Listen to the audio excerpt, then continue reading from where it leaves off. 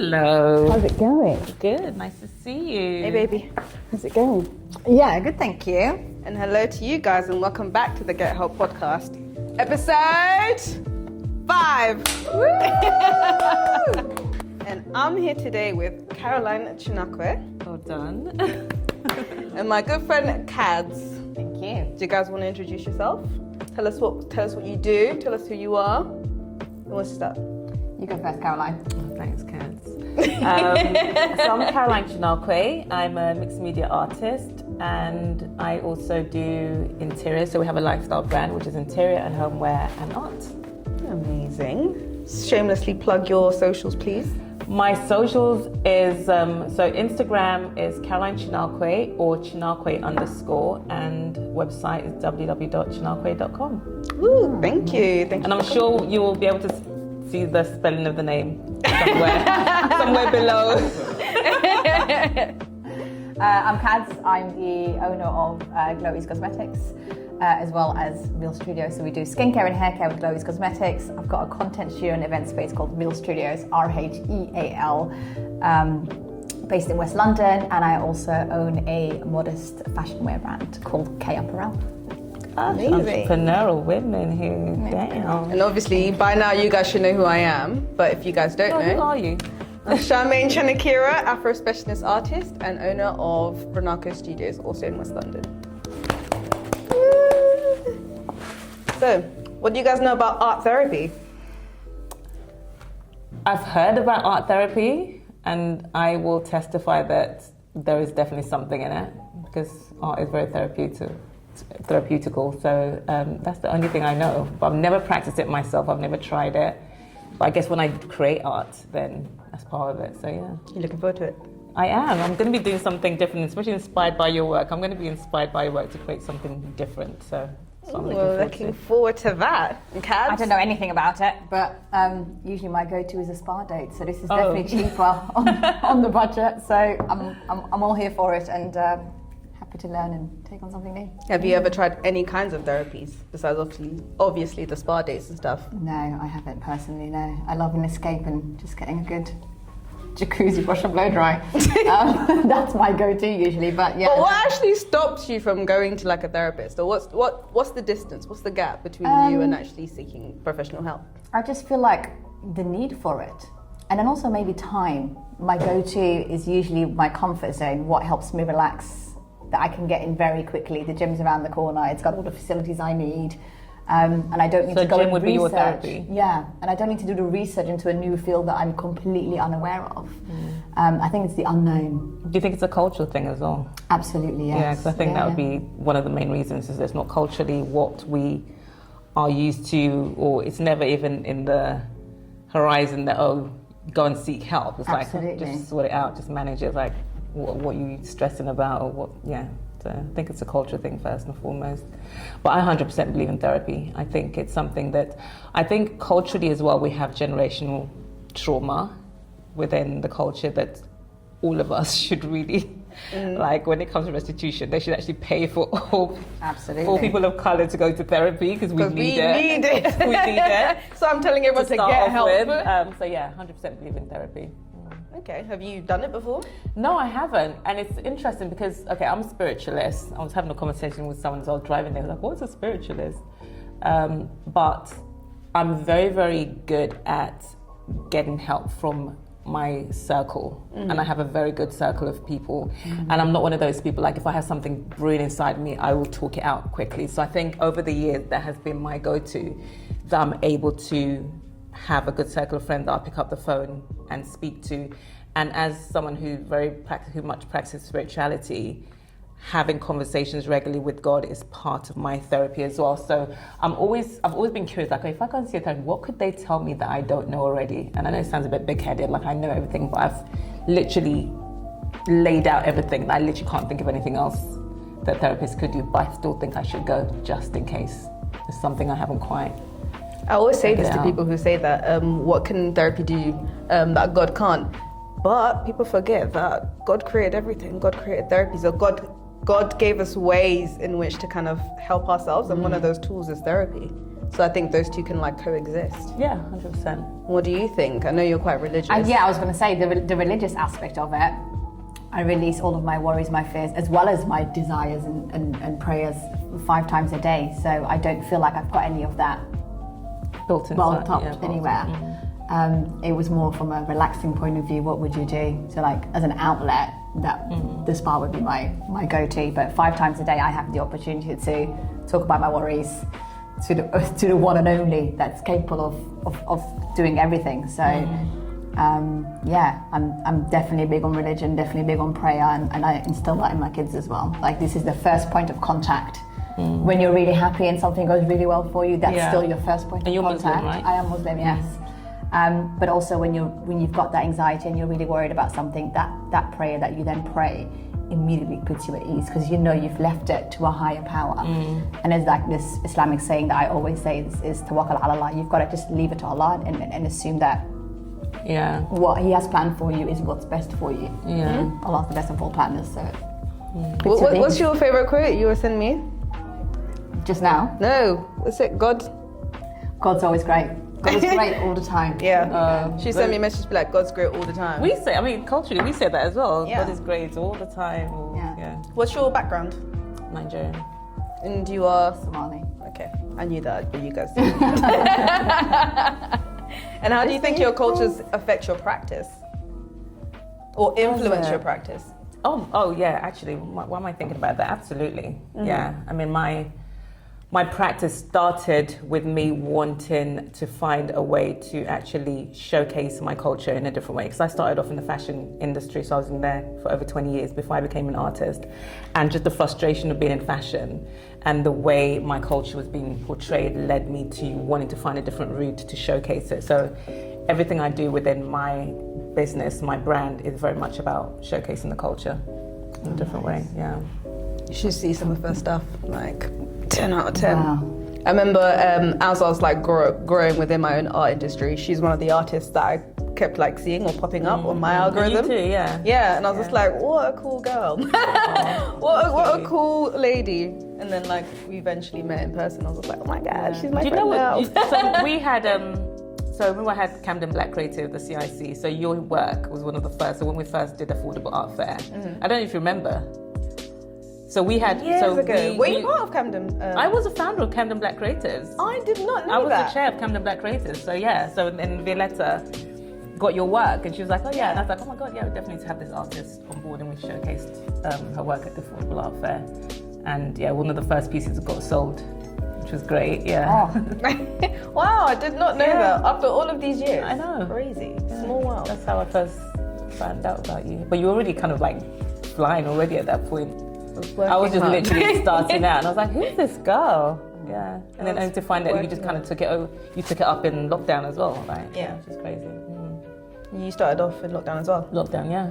That's incredible. Yeah. I started my businesses in lockdown, so lockdown is when everyone had. I know there should be a podcast called Lockdown. No, literally like the all lockdown the stuff that happened. Startups. Yeah. For sure. I think that's we've all been stuck in a rat race for so long. That was the only time where everyone had enough time to slow down and actually look up and think, am I happy with how I'm living? Yeah, I think it was one of probably the best times ever. Like for me, it was one of the best times of my life, generally, 2020. But I think generally as a society, it was the best time for the world. Like when have we ever had an opportunity to just shut down and to rethink and reset? I mean, if anybody had told you that could be possible, it would have been a hell no. Like, how do we get the whole world to just stop? And I think for me, culturally, spiritually, it was a spiritual intervention from God to be like, okay, we need to reset and we need to refigure out what we're doing and where we're going. And, you know, a lot of things have gone back to normal, but I think a lot has been still left from lockdown in terms of the way people see life and people think, and you know, people change their life completely because of what happened in 2020. So yeah, definitely one of the best times. I feel like it's something that we should redo every 5 years at least. Like, just stop the world for a hot minute. Stop. So we can all like a week start again. Just start reset. Yeah. The number of people that still work from home because of that time period is unreal. They have now decided, well, actually, no, I don't want to be constantly out traveling to and from, and now get more quality life. Quality life, yeah. You know, parents that are able to spend more time with their kids, fathers that were probably working, that probably never spent, you know, even a quarter of their time with their wife and children, were now like with them, you know, and then that has changed the way they work, where they want to work going forward. So yeah, it was literally a life-changing for everybody, you know, in a lot of good ways. And on that, I'm going to segue into the meat of the podcast. I know we love a little yap amongst the girlies, but we're going to do the yapping whilst we're doing the artwork. But before we do the artwork, we're going to get a little bit mindful. Okay. We're going to get ourselves in like the right headspace to be able to create, connect, and see what comes out today. Let's do this. Excited. Yeah. Well, I was told that one of our favorite mindfulness meditations is the tapping, so we're going to reintroduce the tapping today. Okay. Yeah? Yeah, go for it. Well, I invite you both to stand up. Okay, so I've never done this before, this tapping thing. Heard of it? Have you ever done any breathwork exercises or any mindfulness exercises? I've gone to bong baths, believe it or not. Bong baths? There's places where they keep going ding. Or like a sound bath? Sound bath. Okay, Oh, sound bath! Oh my God! No, bong is something else. I'm from the Netherlands. Okay, so a bong is that glass thing, isn't it? I don't know What, the gong? No, Yeah, the bong is something else. Yeah, sound bath. Just want you to settle in your bodies, ground yourself. So just feet shoulder wide apart. And I want you to take a deep breath in, and then a longer breath out. And a deep breath in, and then a longer breath out. And I want you, if you want to have a look, so I can give you an example, I want you to start tapping the side of your hand. You look scared. All right, you can close your eyes. Take a deep breath in, and a deep breath out. Another deep breath in, another deep breath out. Now we're gonna swap hands. Oh, okay. Start tapping the other side. Deep breath in, and deep breath out. Another deep breath in, another deep breath out. Now we're going to tap the top of our heads. Take a deep breath in, and deep breath out. Another deep breath in, and a deep breath out. You laughing? Now I'm going to invite you to... Two hands, sorry. Yeah. Now I'm going to invite you to just tap right above your eyes. Oh, I've got to take my glasses off.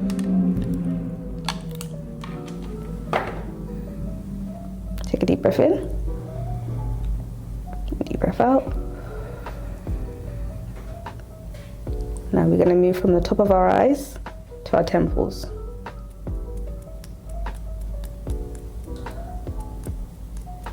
Deep breath in. And deep breath out. And then we're going to move from our temples to just under our eye sockets. What concealer? Still pretend to be The this. little finger taps. Then from under our eye sockets, we're going to just do under our nose, just above our top lip. Take a deep breath in. This is not for people with big lips. Put your lips out of the way. Deep breath out. And then we're going to tap under our chins. Deep breath in. And then deep breath out. Deep breath in. Deep breath out. And now we're going to move to tapping our chests. So we can go a bit harder and a bit faster. Take a deep breath in. And then longer breath out. But I want it to be more audible. So take a deep breath in. And really take a deep breath out. Take a deep breath in. Deep breath out. Now, we're going to lift one of our arms up. And then we're going to just tap under our arm. Take a deep breath in. Then deep breath out. Deep breath in. Deep breath out. And then we're going to switch sides.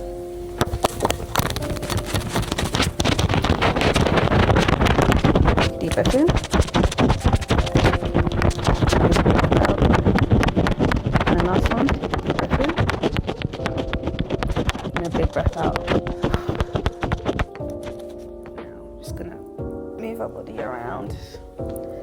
Whatever aches, pains you're feeling, you're gonna crack, snap, pop something, feel free to snap, crackle and pop. And then just bring yourself back into the space. Ooh. How you guys feeling? Good. I don't know about my makeup. I know, right? It's like, move the glasses back. I got there and I was just there like, ooh. I don't know what has shifted, yeah.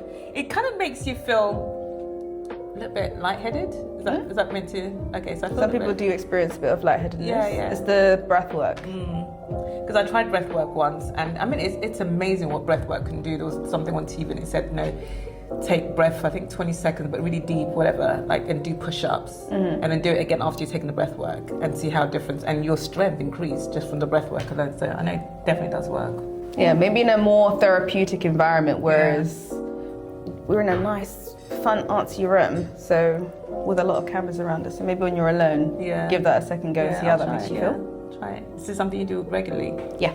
Every day? Not every day. I diversify my mindfulness activities because I'm one of those people that I just need renewal quite often. So I try to switch up my routine as much as I can to kind of keep it fresh for me. Or sometimes you get stuck in a certain mental headspace. So when I do that, I just have to try something new, like shift either the room, the space, the environment, and just find new ways to chill, or like be mindful. Okay, and good. one of those ways is art as well. So we're about to get to the fun part, but before then, got my new Get Help prompt cards. I'm excited to see what questions. They're not questions, they're basically... Don't peek. I was like, okay, I won't peek. That was him. He told me I'm not allowed to share them because they're fun and new. It's a surprise. They're my Get Help prompt cards. So on each one of these cards, there's gonna be words on them. And you pick out whichever word that you resonate with today. It could be more than one word. I heard people love variety. So people are attracted to more than one word. So I say maximum 3. Okay. And then see how they make you feel. Okay. Who wants to talk about their words? You have to show the camera. So do you want us to say the first thing that Yeah. about this word? So I'm going to start with this one, home. Home is my sanctuary. This is my safe place. This is just where I just love being. And I think there's a good side. The bad side of home is that I think I spend too much time at home, considering how busy I'm meant to be and all the stuff I've got going on in my life. But I do spend a lot of time at home, more than I should. So it's starting to be a space where it's starting to become a prison to a certain extent. It's like it's my favorite place to be, but it's now becoming my prison in the sense that it's actually holding me back from certain things that I should be doing because I'm just loving being at home too much.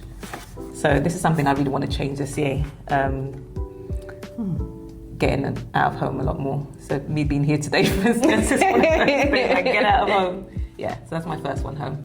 Okay, very interesting. That one I can really understand, the duality of it being your safe place as well as your prison. That's how I felt a long time in my flat. Right. Yeah, because it's my safe space. I love being at home. Yeah. Being at home is my favorite thing to do. Literally. But I can trap myself there. That's it. I can really not leave the house. No, me too. Like I would find, like when the weather's out like this, and people are like, oh my God, Caroline, you're at home. Go out. The weather. And I'm like, oh yeah, it's lovely weather out. So great. Just enjoy. open the curtains. I can see through the curtain. I don't need to be out. And and I'm like, why? You need to be out. You need to get that vitamin D, but just being out, But that's usually a sign of like when I have poor health.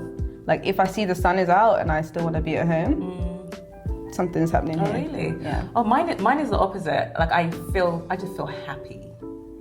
Like there's no reason, there's no downside of me wanting to be at home apart from I just love being at home. So it's never because I'm trying to run away from something or anything. I just love it. I don't know if it's an age thing as well, where I feel like I've just been out too much. I just want to be at home now. And my kids have all left home apart from one. So it's like, yeah, just having that space to myself when, So home is my first word.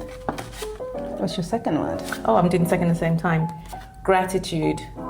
Gratitude is something that I practice all the time. I don't do prayers of wanting. I do prayers of gratitude because I feel like that feeds my soul more than anything else. Just constantly being grateful for everything that I have, no matter how small it is. So gratitude, it just feeds my soul. Like I try as much as I can to not look at anything negative that's going on because I always think it's the worst that could be happening, and I'm far from the worst.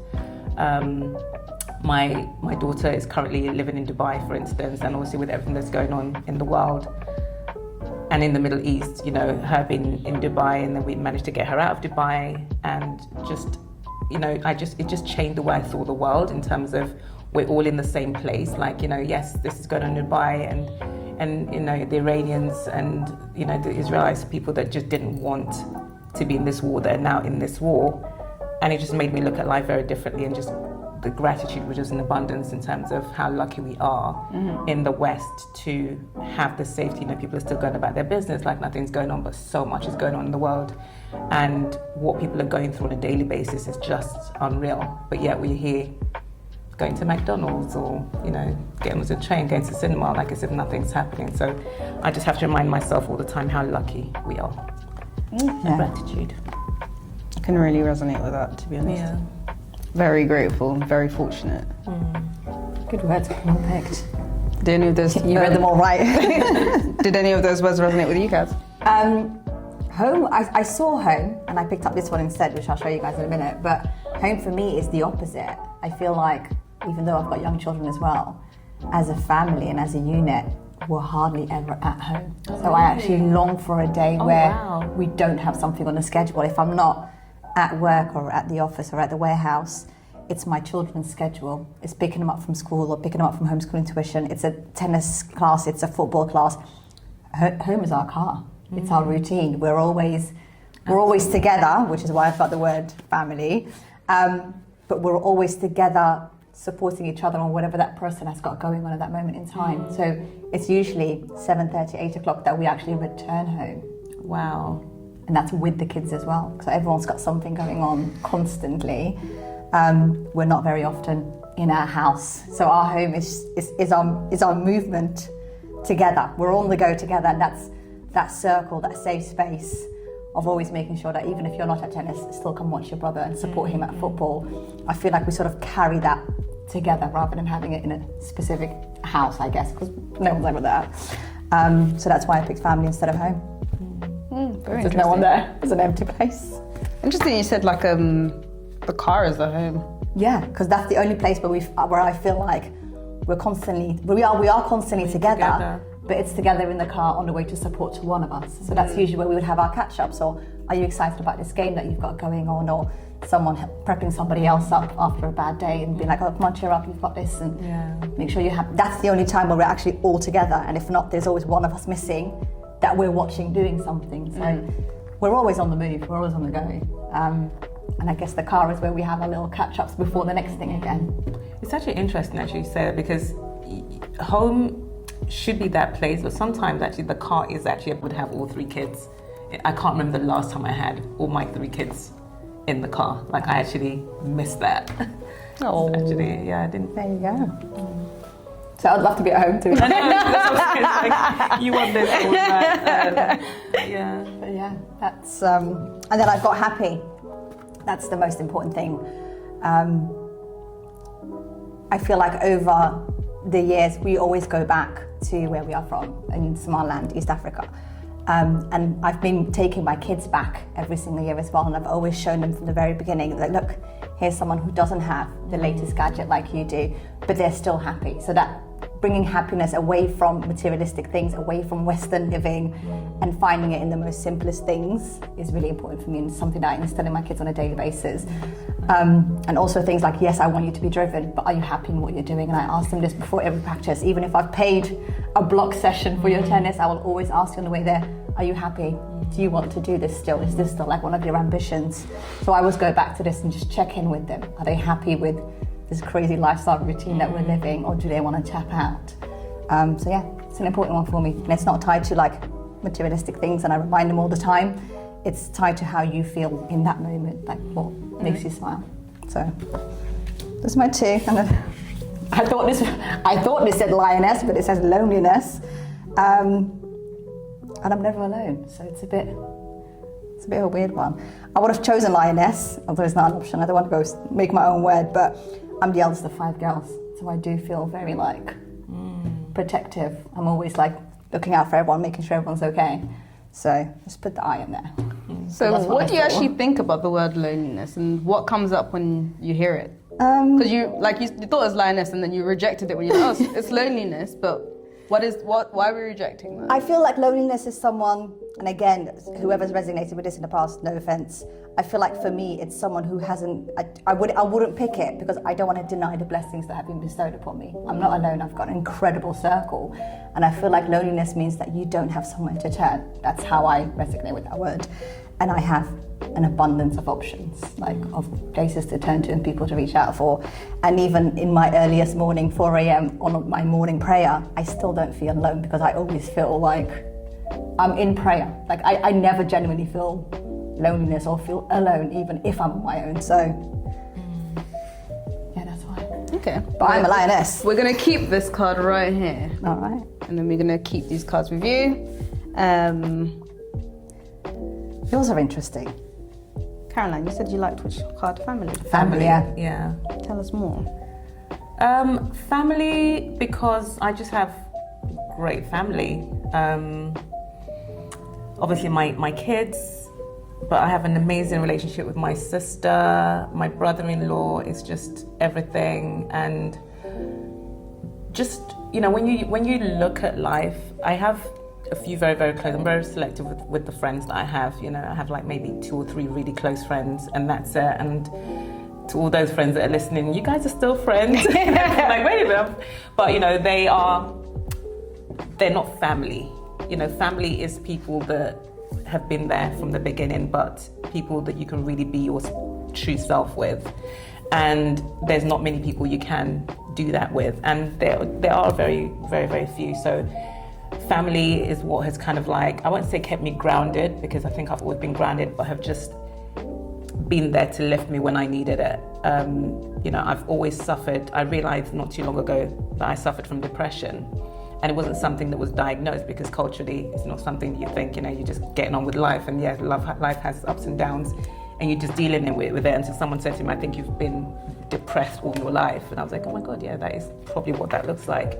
But throughout all that time, the family has always been there to talk to, and so yeah, family is everything. And I know it's very cliche when families are, but really family is everything.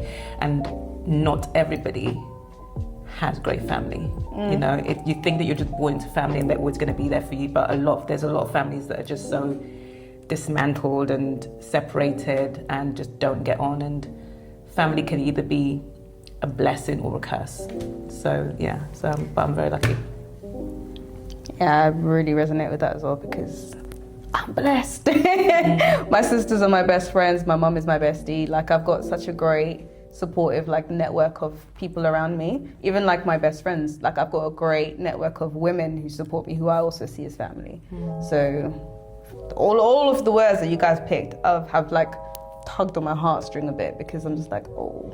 Yeah, you have family, there's so many words happy, that we could probably pick. yeah. Like, I could pick another 10 words and have something to say about it, but yeah, the first choice. My words are awe and belonging. And you know what, it's because of you two. Like, I love being around like women who inspire me, or who have a same like creative vision, or just want to do like the most in life. And being around like other successful women, or women who are trying, they don't even need to be successful, but other women who are like trying to make things happen for themselves. I just feel like, wow, like I really see you and I feel you. Yeah. Because the come up isn't easy. it's a struggle. But to watch like other people do it and other women just like persevering, we're so unstoppable. Like women are so amazing. I can't even express. I look at other women and be like, you that girl, sis, like you do that. And literally when you guys came in, I was just like, yeah, I felt that energy. Like I'm around really powerful, amazing women. I think women are incredible. I think the older you get, the more, like I'm going through the next stage of life, perimenopausal, going to menopausal, and that comes with a whole new heap of problems that you just did not think would ever be part of your life in your 30s, 40s. You get to this stage like, what the hell? And through all that, we just carry on. And I'm thinking all these times, so all these women were carrying on with this. This is what they were going through. You know, your period is one thing, and obviously what women go through their menstrual cycle, you know, not everyone has an easy time. A lot of people have a really hard time, and they still battle through it. They become mothers, they battle through it. They become wife, they battle through it. Then we end up with this stage when you should be like relaxing, and then you've got another, and we just keep reinventing ourselves all the time. I just think, you know, women are absolutely incredible. Always a battle. Always a battle. Always something. Yeah, it's always, it never ends. But yeah, we're amazing. No, genuinely. So that sense of belonging and sense of awe. What's the belonging? Was that part of it? You guys are just, yeah. I feel like I'm with the tribe. You know? You feel like that. Yeah. I'm in the right place. And it's nice. Nice. So you guys keep your cards, and then we're going to get into the fun part. Yeah, I can't wait for this. Well, thank you guys for sharing, by the way. No. But now absolutely. we're going to colour in. or paint or create, whatever we're Oh, gonna colouring do. would have been nice. That would have been so much easier. For you, no colouring in. So besides you guys have your trolleys. You have paints, colouring pencils. You've got your aprons in there. And you also have clay at the bottom. So please feel free to kind of pick whatever art materials you want to experiment with, or some materials you're even comfortable with. Oh, I think I'm going to go with clay. Oh, I love this. I'm taking this home. I know. Clay's not something I've worked with in a very, very long time, so I think I'm going to go with clay. I'm kind of like that as well. Like I usually pick clay because I'm not good with it. My daughter told me to stick to the simplest thing and don't embarrass yourself. That means you're grabbing some clay today.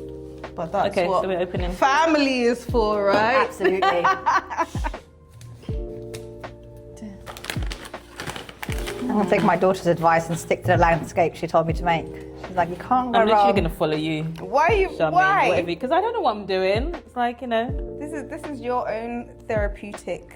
I'm really glad you guys are not paying And cheapers. Touching it alone process. is very therapeutic. Exactly. See. I don't even know what I'm doing, but it just feels like I need to like break it up first. Oh, I know what I'm going to do. I've literally just had that idea in my head. So what do you do at the end of all of this with all the art that people create? She's going to sell it and make lots of money. Yeah. Sign off. And You guys, I bet you guys didn't read the contract. Exactly, we just You guys signed didn't read your away our. contracts. Look at that. I get 100% of everything, including your children. They're mine now. So tell me, guys, what is it like being entrepreneurial women with children? A mess. I was Chaos. just listening to you just talking about, you know, spending time with your kids in the car, with everything you do. I'm like, how is this woman doing all this, literally? How are you doing it with all the businesses you have, running the studio and being a mother of 3? A lot of people ask me that, and I honestly, if I had a schedule, or I could put it into words, I'd probably make a lot of money because I'd write a book about it. But I'm always winging it. That's always my answer. I'm just winging it. That you should write a book on how to do this. So far, I mean, I haven't lost any of the kids. Yeah. I always come back home with all 3 of them. What's the worst thing that's happened to you being a mum with 3 kids? Like, what in terms of when you just spoke about losing the kids? I think having to choose Forgetting. between 2, when there is like, so on Tuesdays, for example, we've got tennis and football at the same time. So I can't watch you both and support you both. So I'm always Decide on like, which one to go to. yeah. Yeah. And luckily, it's always my husband that ends up taking my son, and I end up taking my daughter. So they've always got a parent on the sideline supporting them. But it's always a bit difficult when it's like, oh, this was really amazing, and then I've missed it, and then I end up going and it happens to be on the boring day when nothing special happens. So I feel guilty about that, because they have now reached a stage where they both have things on the same day, or they both have matches on the same day, and you're sort of like, who do I really want to, who did I not see last week? Do you think it's wrong for people to have favorites kids? I think it's difficult to say yes, knowing they're going to look up this podcast and want to see it later. So yes, it's wrong. But no, I think you have a favorite for the season. Yeah, and for different things as well. Like if I want to go for brunch, I know I want to take my daughter. Yeah. Because my son is happy going to Greg's and grabbing a croissant. He just wants to get over and done with really quickly. Whereas she really appreciates the finer things in life. Yeah. And wants to spend time sitting there and chit-chatting, and he wants to rush me out the door. So. Depends on the activity, but I definitely know who to ask for what. But I love them all equally. Well, that's the thing. We love them all equally, but I have no problem saying I have favorites. Oh. Like, I have no problem. Because kids are so ungrateful, I'm sorry. Oh. They are the most ungrateful people ever. I have no problem saying who my favorite is. So who is your favorite, just so that we can get it on the record? Well, gosh, that's actually a good question, because right now I don't know. They're all kind of on the same wavelength. Okay. Pegging. There's not a favorite right now. No one's doing anything extra nice for me. My son said, I had an event the other day. My youngest son said, they asked him a question about his mum. Oh, how would you describe your mum? And he said selfish. Oh. I was like, what? He said, oh, she always thinks about herself first. And I'm like, damn right. I'm thinking about myself first. I feel like they're done and raised at that age. It is time for you to be selfish. Yeah, I'm like, of course I'm thinking about myself first. You guys don't think about me. Mother's Day, I booked my own restaurant to go for Mother's Day, and took myself and my kids too, so. Good. This Mother's Day, I also disappeared and went somewhere on my own. Did you? And my son was like, I really wanted to make you breakfast. I was like, I've had something better than a paratha that you were going to make me, but thank you so much for the thought. But I booked myself into a spa instead, and I thought, this is how I want to spend Mother's Day. Right. And people assume that you should spend Mother's Day with your children, but no, I am celebrating being a mother. Your day. I'm going to do this on my own, away from the kids. Again, they're watching this, so I still love you guys. And there's no guilt felt doing it? No, I don't have that mum guilt that people talk about all the time. Because I'm like, I'm doing my best, and this is as much as I can give. And I'm not going to feel guilty about it, because I feel like I am giving my all. 100%. Mum guilt does not live here. I get auntie guilt. I don't have kids, but I've got the kids my sister birthed for me. Why do you have auntie guilt? Auntie guilt for what? Because I'm really close with my sister, and again, I see her kids as my kids. So whenever they have like big days and I'm not there, or like let's say they have a birthday and I'm abroad, I always feel like, how do they know I love them if I'm not there? Oh, that's so cute. So I get auntie guilt. I've missed my daughter's birthday once whilst abroad, and I didn't feel like that. And that's my actual child. Because I was like, I know you're taken care of, and aunties mean so much. I feel like when there is an auntie there, you've got a second mum there almost. So it's good enough. Yeah. Do you ever feel guilty about anything as an artist, Charmaine, in terms of... Good question. Your businesses, actually, both of you and your businesses. Sometimes when someone can't afford a piece, I always feel like, maybe I should like really reduce the price here, or like what can I do for you?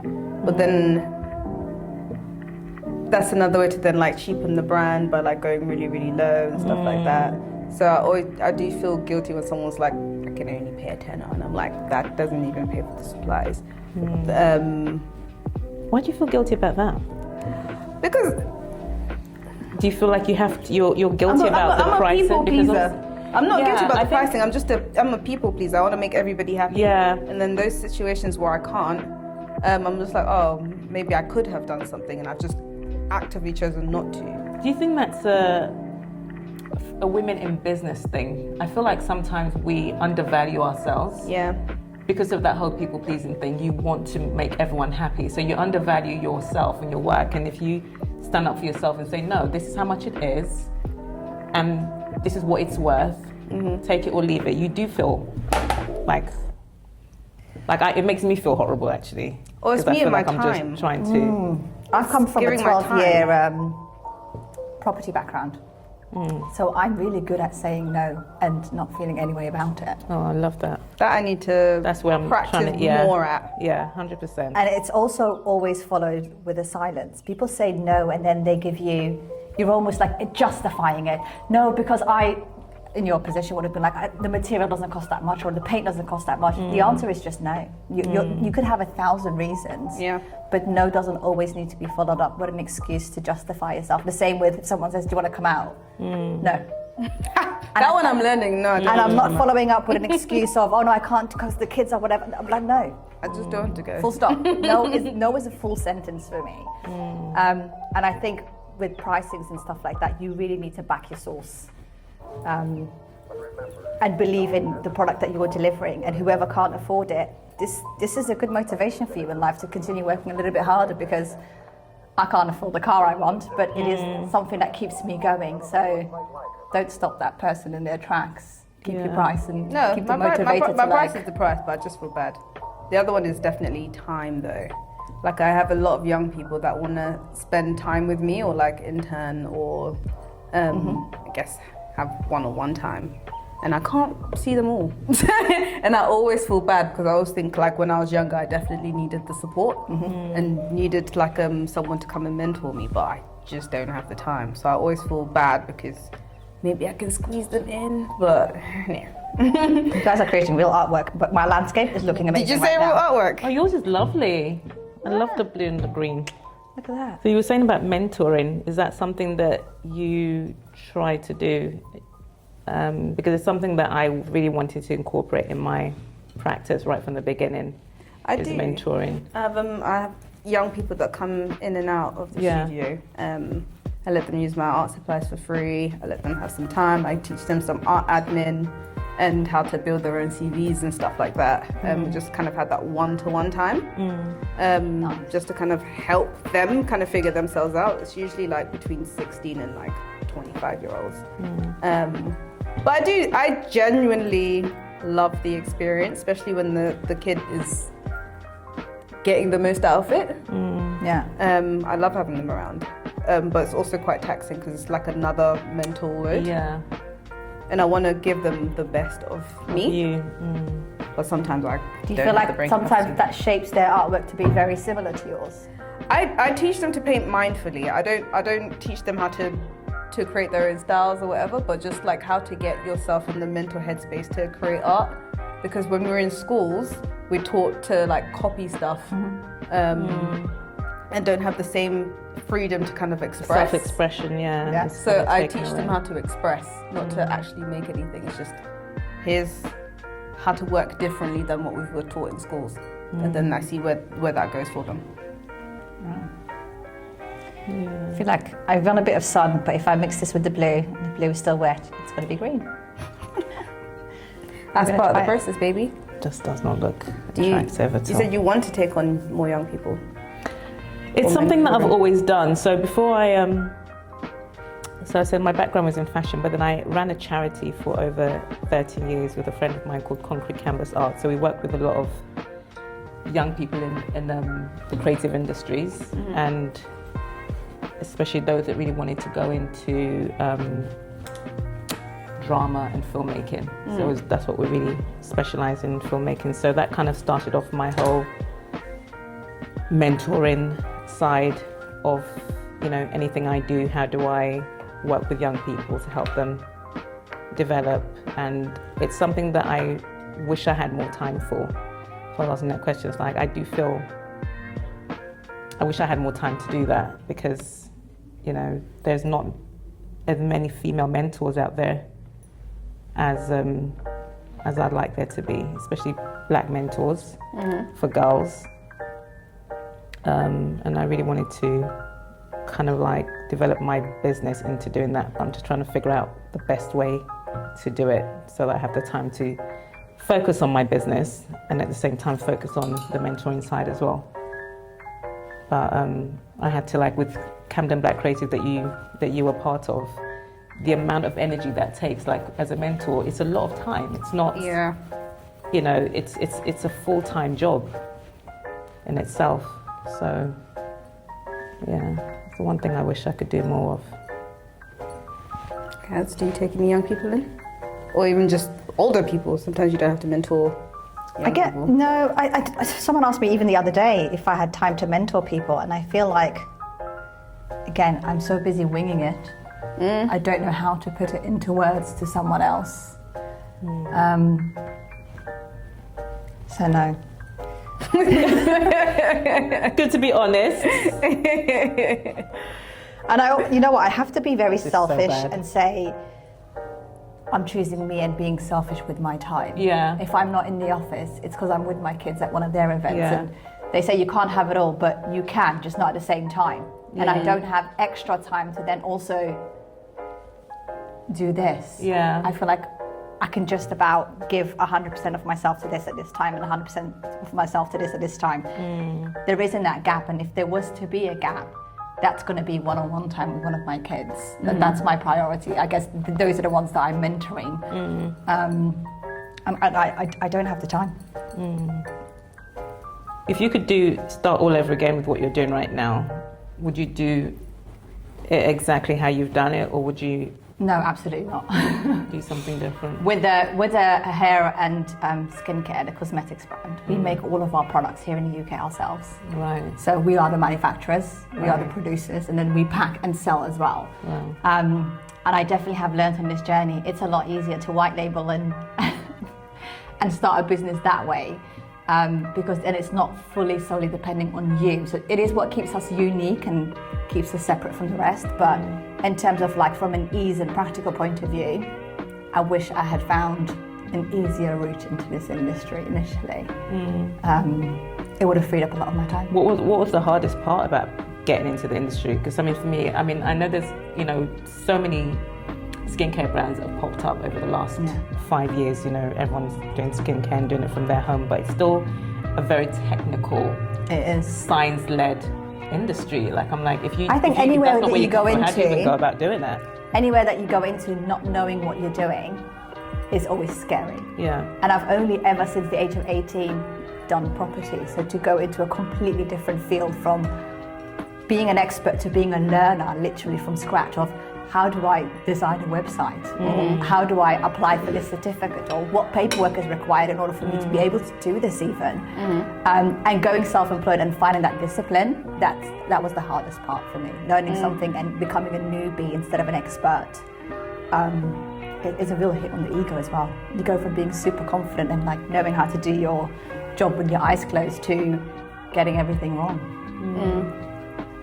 But it's so interesting because all of us, we're not just doing one thing, and that's the other thing. It's like we're starting from scratch and not taking on one project. Yeah. We'll take on 2 and 3. It's like, why do we do this to ourselves each time?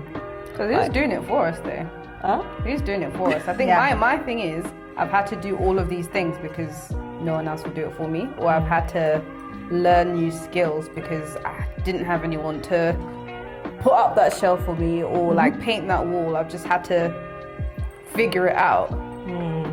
I guess, which makes me multi-skilled, but it's just, where's that loneliness card thing? Yeah, there you go. Having to figure stuff out on my own because there's just no other person to do it for me. The one thing I've learned, or I'm learning, and I'm trying to do more of this year, is ask for help. I found that I was in a situation where, as you said, I was doing a lot by myself, thinking I had no options and I had no one else that could help me. And I would always have this argument with my kids where I'll be like lifting up a heavy box and my son would be sitting there and I'll be so angry and I'm watching him just sitting there and I'm like, you could help me with this. And he's like, well, Mum, why don't you just ask? Like you always do this, you always do this where you'll get so angry because no one's helping you do something, but you didn't even ask anyone to help you. And I realized that wasn't them, it was a me thing. I was single mother for, most of my adult life, and I was so used to doing everything, like doing the DIY in the house and the school runs and the sports and everything, and not thinking I had people around me that could help. And it was because I didn't ask them, not because they couldn't help, I just didn't ask. So now it's the one thing I'm learning is just like asking for help first before I start getting angry that no one's actually there for me. you guys find that do you guys ask for help? Especially with your kids, with like 3 kids. I ask and for help two all the business. time. Do you? You're good Absolutely. at that? I always lean in and tap into any assistance that's available. But in my household in particular, there are things that I can do on my own that if my husband is to be at home, I all of a sudden can't do. And it's a lot of, I don't have to do it, so therefore I want somebody else to do it, versus if I'm forced to do it and no one's here, yes, I will open that jar of jam, no problem. I'll all of a sudden have the strength. But if not, just to let people know that they are needed in general, I will always call on them. And even my son, just to teach him like some basic, I guess, rules, I would always ask him to help me carry the shopping out of the car. I'll always call him before I pull up. Hey, I'm just about to pull up to the house. Can you come out and help me with the shopping? It's really heavy. Even if I can carry it on my own, I still want it to be instilled in him that it's something that you do. Well, go help your little sister carry this. Or I always ask for the help just to teach them that is something that they're meant to do and they are needed.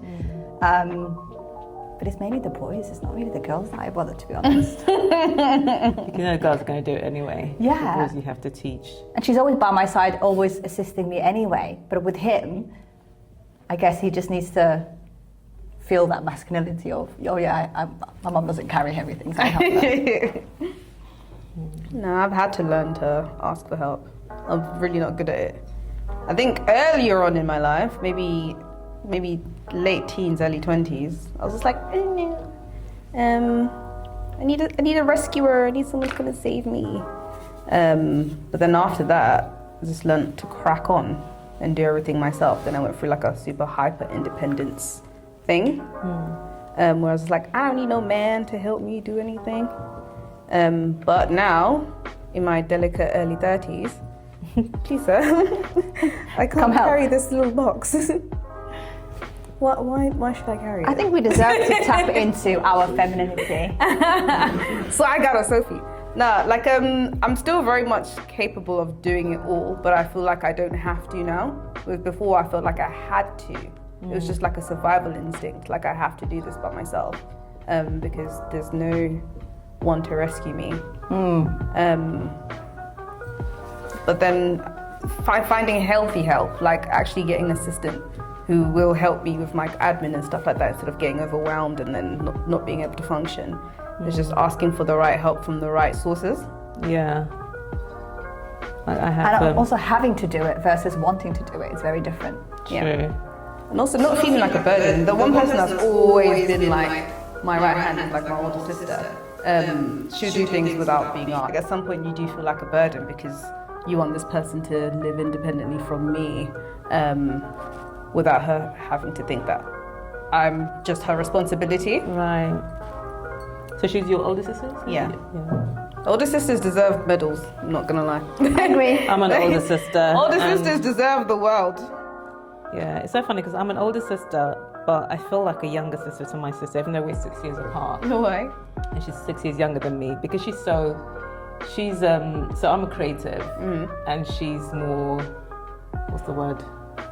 When you're not creative, corporate, that's it. She's more corporate. So, she got everything figured out right. She got the good job and, making good steady income and just really got her head screwed on. So she was the one, I was the one who was like going from one creative industry to the next, where she was very, very settled. And so yes, even though she's my younger sister, sometimes I feel like she's my older sister. Which is great. If you had to give your younger self some advice, what would it be? Can you go first, Khads? I would have married my husband a lot quicker, a lot sooner, because I've known him pretty much my whole life. We used to play together as kids when we were like 5-6 years old. Oh, wow. We've always been family friends, and I feel like I could have found him a lot earlier in my 20s and saved myself a lot of time. Oh, that's so cute. Does he know that? Oh, he knows. Yeah. That's nice. Because these streets are hard. I would have saved myself a lot of time. Let's not even start on that. These streets are the trenches, so finding like a partner that you feel like supports you and is like your bestie, that's really admirable. What would I tell my younger self? Yeah. Just be weird. Keep doing whatever you're doing. And no path is linear. I think mine would be to just trust in yourself a lot more. Just trusting yourself. I feel like my creative journey has been, because I love collaborating with different people. I've never been a creative that wanted to do stuff alone. And I don't know if it's because of lack of confidence that I had in what I was doing. I've done so many different things in the creative industry. My first passion was music, songwriting. And I think I was actually more secure in that, in my ability in that area before fashion. Fashion was something I wasn't too sure about. And but when I look back now, I think, oh, actually, you were really good. You just didn't believe in yourself because it wasn't a passion. So yeah, I wish I had kind of like trusted myself and my creativity when I was younger, as I do now. Yeah. And where do you see yourself in like the next 5 years? Retired, hopefully. You and both. Literally, like I wish, it would be nice that to do something that I want to do rather than I have to do. As much as I love doing this, it is a business, and I want to be in a situation where I don't have to come into work every day. And what I'm doing is just taking care of itself, and I've built something that I'm proud of. Yeah. To have something function in your absence is probably the dream setup, isn't it? Yeah. Making money in your sleep, as they say. Yeah. It's great, I think. No, it's not. I'm encouraging. It's absolutely not. It's not what I thought it was going to be. Whatever I thought it was going to be isn't anymore either. I thought this was initially an actual flower. A flower? Yeah. Oh, this? Okay. She was making petals at one point. Yeah. It wasn't happening the way it needed it to happen, so we kind of trying something new. Like I said, me and Claire are not friends. I wouldn't even know where to start, that's why I didn't pick it. Me and Claire are not friends, but we're learning to like each other. Have you ever, so you've never actually created a sculpture that you'd... That's the closest thing. Oh, that's cool. My clay flower pot. Oh, that actually looks like your art in 3D. Has it got the little secret messages and writings in it as well? Maybe. I made that years ago. I don't even know what's on that anymore. That's my favourite bit about your artwork, and my daughter's as well. It's finding all the hidden messages and mini little drawings in the big one. What is your thought process when you're creating art, Charmaine? I've always actually wanted to ask you that. I lean on my mental health at that moment. Okay. Or I lean on what's going on in the world. Sometimes I'm like, if I've got a collection to make, I lean on what's going on in my surroundings. If I'm just painting like individual pieces, it's based on what I'm feeling in the moment. Like my last collection, Wagwan for Society, there was so much going on in the world that I just couldn't cope. I just like, why are like people getting like shot by ice, people getting displaced, separated from their children, then the economy, why can't people afford to eat? Or like, why can't people afford to like tap the Oyster cards? Or why are people being blown up in different countries? Like there was just so much external noise that just made me think like, what is going on in the world? Like what is actually happening that the world has gone insane right now? Like, I watched one of your Instagram reels and it started with stop the boats and then you started drawing over it. Yeah. Like that was epic to see like the build up on how the thought process was going and what it looked like at the end. It was incredible to watch, especially when you're not an artist. You're really like in awe of how it's all done from beginning to end. It's incredible. it's actually stopped the boats, but the boats were the problem in the first place. Like, if you didn't send big boats to other countries, the little boats wouldn't be coming here now. So like, the world just stresses me out, and I channel all of that stress in my artwork. That's the only way I feel like I can be loud and vocal. Like, this is the loudest way I can speak or communicate what I'm actually feeling. Yeah. So is it a form of kind of like you know, therapy. protest as well. Yeah, I'm an Social activism. artivist. And that, yeah. An artivist. So I use my work to kind of protest. The thing I learned about myself quite early in life when I was starting to do art psychotherapy back at uni is my emotions really showed on how big or small my work was. Like if my tutor had pissed me off that day, I'd make a piece this big because that's probably how small he made me feel. Yeah. Oh, wow. So I'll literally just like spend like 45 minutes just creating a piece this small out of protest. And like when I was feeling more expressive or more comfortable, I'd make something big. Or if I wanted to share something, it would be big, bold and colourful. But the moment I'm upset, this used to be it. And I had a friend that like clocked onto my method as well. Like she'll sit and look at me, she'll be like, who did it? Yeah. who did it? You're making small things again. And I'll be like, that man over there. So I learned a lot from just how I interact with different art materials and how they make me feel and how they allow me to show my different emotions. That's incredible.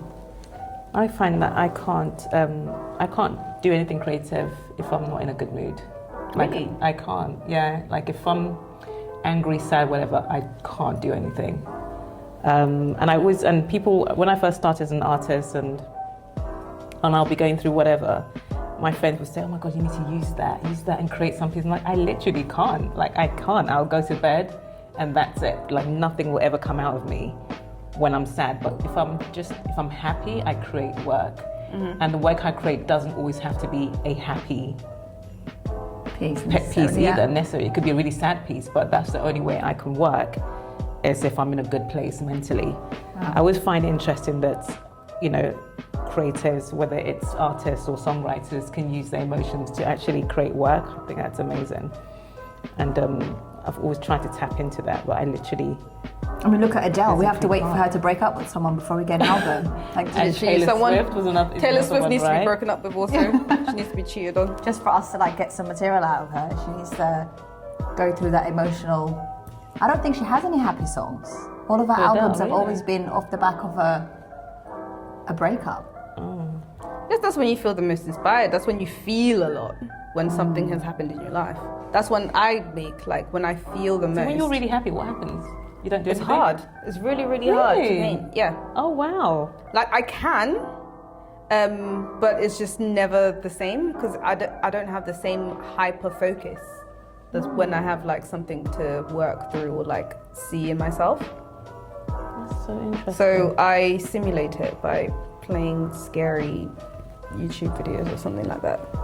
Or like another motivation or like another inspiration is just listening to other people. Like I get a lot from like listening to someone else's story or like seeing life through like their lenses, and it kind of inspires me to be like, okay, cool, let me look deeper into myself and how do I relate with this person, or what do we have in common, what are our differences, and then make from there.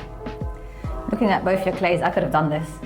This clip. Done this one. Yeah. I know, 'cause I hear terrible. some judgment how coming from literally, you. right? I How was so terrible it scared, but looks. it looks Like, so what if this nice. is what they're doing? I really feel some judgment coming I could have from done that. you. It's not judgment. No, this You're isn't- making it look achievable. That's the idea. We want to make everyone look at it and think they can do this too. Yeah. Art is for everybody at Right. all levels. It scared me initially, but now I'm like, this looks like fun. It is fun. Yeah, this is my a flower. piece of crap. And I know people that are watching this are probably thinking, is she really an artist? We all have our thing, right? Yeah. We all have our thing. People won't be able to do what you do. I feel like, I need more time. I always say to people, just start. It's not about doing something amazing, just start. And that's the thing with art therapy. You don't actually have to be good. It's the process of playing Yeah. and just enjoying like making art and the process. This looks very relaxing to do. No, genuinely, I feel so chilled. I feel like if I had time, I'd be able to turn this into something better. And that's the other thing I've learned as well, because I'm very much, when I create work, I try and do everything in one go. Yeah. And I feel like it's got to be finished that day. I want to see the end of it by the time I go to bed. And I'm finding patience that, okay, you can take your time and something doesn't have to finish in one day. It can take a week to do, and that's okay. You just keep coming back and adding to it, and then you create something amazing at the end of it. So I'm not mad at myself. What's the scariest thing about your industry? I think still the unknown. I also don't think it's as regulated as it should be. The unknown being, I'm still learning on the job. I only know what I've come across so far, and there's always an obstacle that you didn't expect or an issue that you didn't expect. And the financial surprises I don't like either. Those are scary. Every day. The bill you weren't expecting and ordering stuff. The responsibility, I think overall, should be the title to the answer. The responsibility overall of learning and people expecting you to know it. Yeah.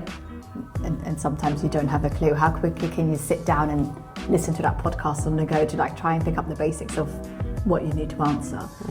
And financial mistakes are also very scary. I can heavily relate with that one. Every day is like a surprise, especially as like girlies who are making up as we go along. Yeah.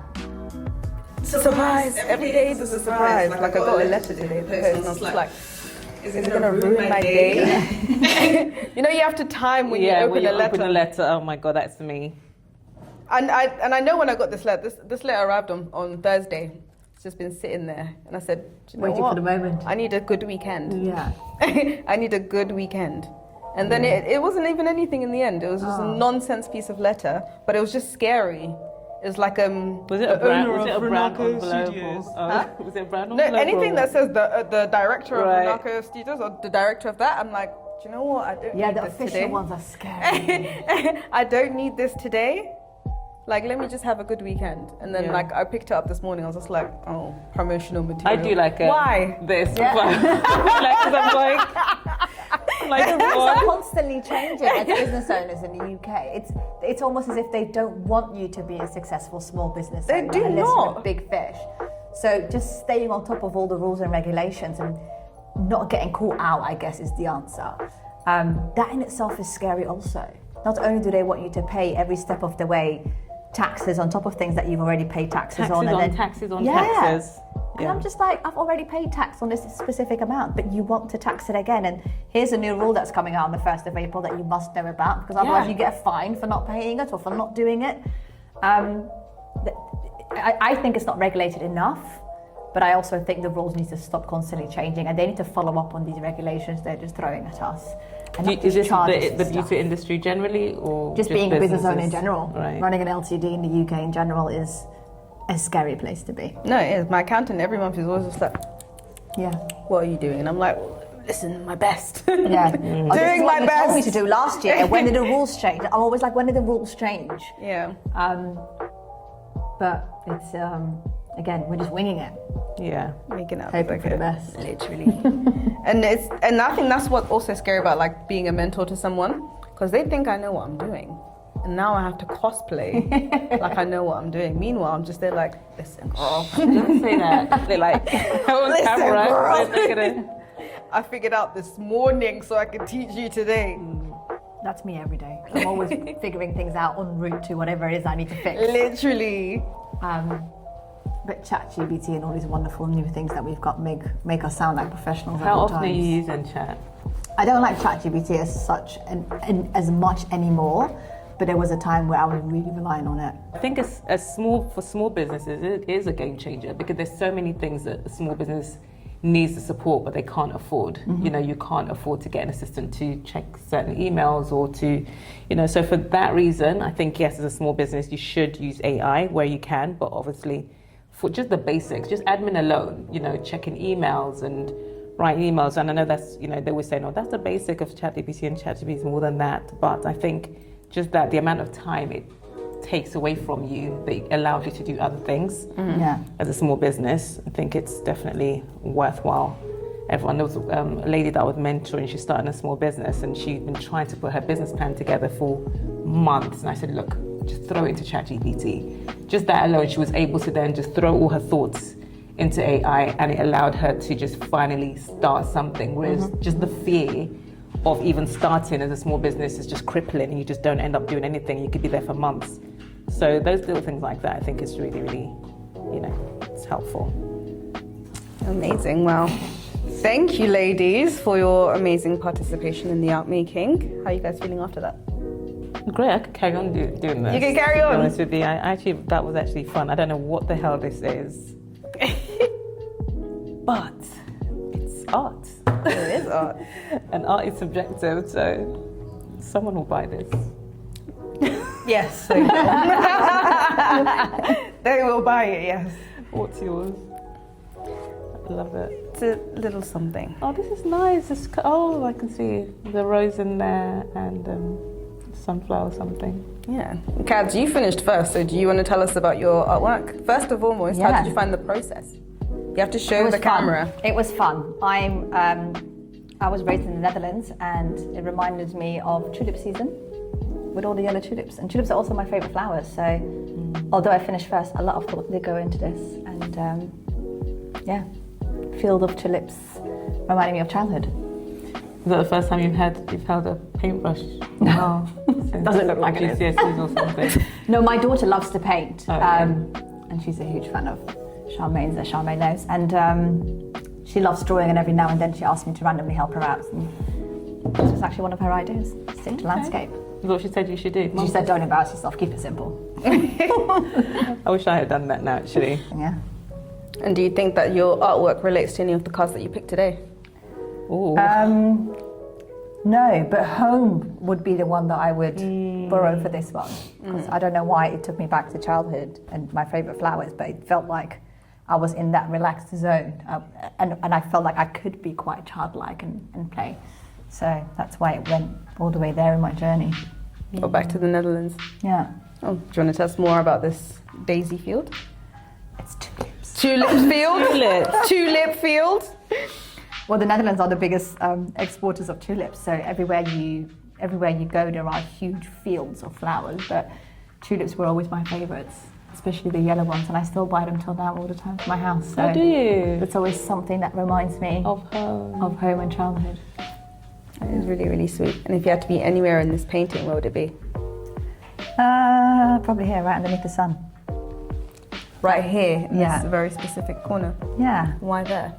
Not ruining any of these, because these are always in very thin lines. You can't walk in between them. And this, although it's the sky, would still remind me of the ocean instead. So just in the ocean, close to the sun, I guess. And if you were in this place now, who would you want to be with you? My little daughter. She appreciates picked a tulips as much favourite as now. I do. Yeah, I someone would be like, what are we doing Pick the here? favourite. I feel like we have a fave. Thank you for sharing, Khads. Do you want to show them one more time? Oh, absolutely. I am so proud of this one. There you go. One of tulips. Would you want to keep it? Absolutely, yeah. I've got to show Rheal. She'd be like, what did you do today? Show me. So yes, I would love to. Thank you. Caroline. I'm definitely keeping this. Before we get to that question. Do you want to lift and show our audience at home? I thought I did on the side of it too, yeah. I'll do it in spin. Oh, yeah. So it started off as pebbles, and the idea initially was like layers, and it represented just the layers of yourself. When I first decided what I was going to do, and I was doing these little balls, and I was like pebbles on pebbles on pebbles, which represent layers, and then pebbles kind of like fell apart and picked them up, and I started again. And we ended up with this, and I don't know, it reminds me of a hand, even though it's like, wait, 5 fingers, like a hand of, it's a helping hand, with a pebble in the palm of the hand. That's the best part about being an artist. We're so good at blagging and making up stories out of nowhere. And the more you talk, the more you believe it. Like, yes, it is a hand and the pebble in the hand, and the pebble represents family. Yeah, I think that I'll go with that. It's so interesting that you still kept the element of having a pebble around. I know. So when I finished it, I saw I had one more piece left, and it was a serpent. Oh my god, I've still got the pebble. So yeah, the hand holding the pebble. Maybe a little bit higher actually. You said the pebble represents family. Yeah, like your rock. The solid rock and foundation. And if that was a pebble in real life, how would you hold it? Let's say if that hand, Yeah, it would literally be just like this. Just be like that. You know, nice support in my hand. And I think that's on my words, isn't it? Is it family? Yeah. Yours family. Oh, home. Oh, I brought your home. You made one of my family. Yeah. Home for gratitude. Actually, do you know what? I think this represents gratitude, home, and family. Okay, In some way, especially with the so hands. this is like the base. The foundation of it all. Are the pebbles peoples? These little pebbles that are blended in. Yes, that's right. Are you helping them black? Are you helping them black? She's helping me, yeah. So the pebbles that were blended into the foundation, these are all the people that have supported me, and they're now part of my foundation. I love that story. Yeah. Do you think you can name each person in the pebbles? Oh my God. No, I'm joking. I'm not gonna let you do that. But what I was thinking is like when you first had your pebbles and the rocks, it felt like a really heavy piece. Yeah. Or a really, really dense That's what it piece. felt.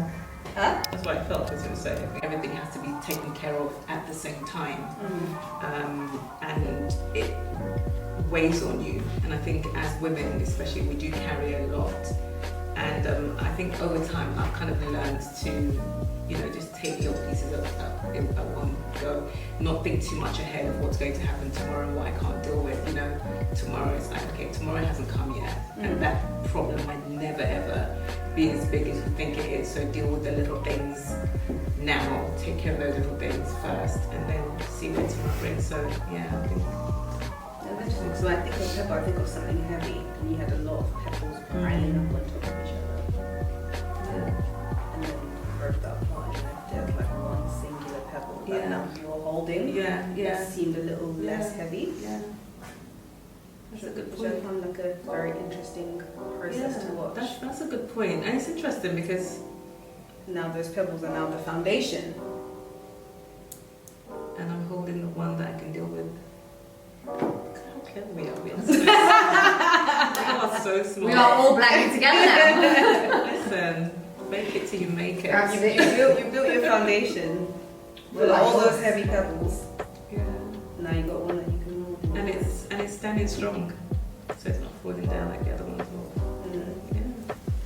Do you want to show other people this? Is it something like you'd put Like, are you sure you want to show people this? not like that, but is it something that you'd want to show someone? She wants to show her daughter. Oh, at home, I Yeah. have nobody that would be interested in this in my house right now. She's gonna have a good like, these are the pebbles. Yeah, like, what did you do today, Mum? This. It's like the Like- pebbles at the bottom here. Okay. Like, I have no one at home that would want to listen. How do you know? Did you ask?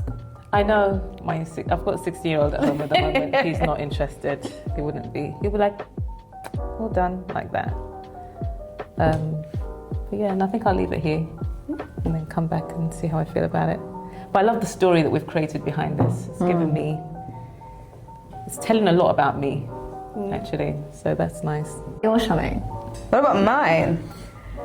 I literally, I don't know what I was doing in the beginning. Like I said, me and Claire are not like besties. Well, you've done a But- great job. I wanted to make a giraffe because right now I'm really attracted to like nature and like animals and just like real life living things. Like I just want to feel the oxygen in my lungs at the moment. So I've been attracted to just like nature and feeling grounded. And then the giraffe wasn't working, so I decided to make like a pot of flowers to represent, I guess, nature. And I love flowers and I love receiving flowers. I love giving flowers. So I thought I'll just make something that kind of brightens up my day, or something that is blossoming or blooming. So I just did a little flower pot because she's blossoming and blooming, and I'm always in awe of nature or watching like organic things grow and thrive. And again, it brought me back to like being a woman and femininity and how much we go through. We just always flowers in bloom. Yeah. That tackle the winds of the day, that tackle the rain, but soak up the sun, and they're always growing and like flourishing. So that's where that's taken me. I just feel like a flower in bloom. Is that how you feel about yourself right now? Yeah. Actually, I love that. absolutely. I feel like a flower in bloom. I've been sick all week, all weekend, but today I feel a bit better. So I'm feeling like energetic again, and the sun is out and it's spring. So every time the sun is out and it's like springtime, I just want to be outside. Yeah. I just want to be nourished by the sunlight. And then when I saw yours, like I can feel the wind, I can feel the air here, if that makes sense. Yeah. Yeah, you two, you both have the same kind of theme going on. And mine will support. I see a flower here as well, I'm not gonna lie. It kind of does give that flower, you know. Oh, it's giving deep-rooted, very solid tree. Yeah, Like a sunflower. yeah, It feels really sturdy and grounding. Like I feel like there's nothing that can blow this tree. yeah, like a Iroko tree. Yeah, you're very grounded. Well done, ladies. And how are you guys feeling about sharing your stories about your artwork? No, nice. It was lovely. I love it. It's very therapeutic, actually, and very calming. I think generally I'm somebody that likes sharing anyway. I'm very, very open. I do think that you learn a lot about yourself the more that you talk. And even when you think you know everything that there is to it, there's always still more to come out. So it's always nice. Yeah, thank you both for sharing as well. It's been a great conversation, yes. Thank you. And thank you guys for coming on the podcast. You're welcome. You guys have officially got help. Hope you all are very inspired at home with my creativity. And thank you guys for watching another episode of the Get Help podcast. Hopefully you guys were tuning in today and also creating something with us. And I'll see you guys at the next one. Bye.